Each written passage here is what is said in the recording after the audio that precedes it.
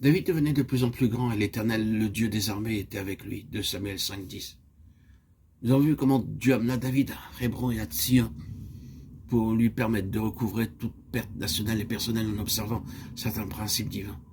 Après que David eut séjourné 7 ans et 6 mois à Hébron, il entra dans Sion. Dieu devait d'abord préparer David à Hébron, où il apprit la pleine signification de la communion. Après Hébron, David fut amené à Sion. Selon Deutéronome 7, les Israélites devaient chasser les 7 nations qui occupaient le pays. Ils ne devaient faire aucune alliance avec eux, ni contracter de mariage. À cause de leur sagesse humaine, ils faillirent vis-à-vis de Dieu. Les 7 nations restèrent et furent cause d'une grande perte pour la nation d'Israël. Dans 2 Samuel 5, nous lisons comment David arracha Sion aux Jébusiens et établit son trône dans la ville. Hélas, dans son orgueil, il persiste à vouloir dénombrer le peuple. Dieu dut le punir à cause de cela. Sur l'ordre du prophète, David se rendit à l'ère d'Aravna et édifia là un autel à l'Éternel. En faisant cela, il découvrit l'emplacement pour le temple de Dieu. C'est le premier principe divin au sujet de Sion, c'est l'emplacement du temple de Dieu. Nous devons y être amenés selon la manière de Dieu. Et deuxièmement, nous ne devons pas dépendre de notre connaissance, notre intelligence et nos qualités pour son service.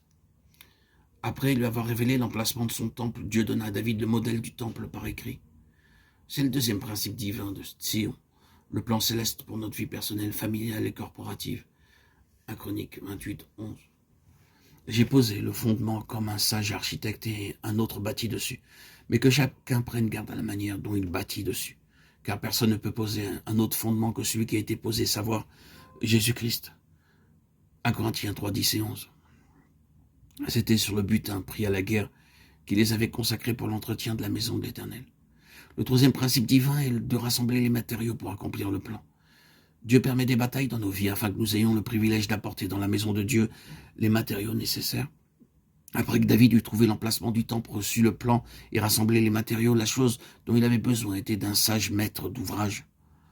Lorsque Dieu choisit Salomon, un roi de 12, 3, 11, celui-ci demanda à Dieu de lui donner de la sagesse. 1 roi 3, 5 à 9. C'est ainsi qu'il devint un sage maître d'ouvrage.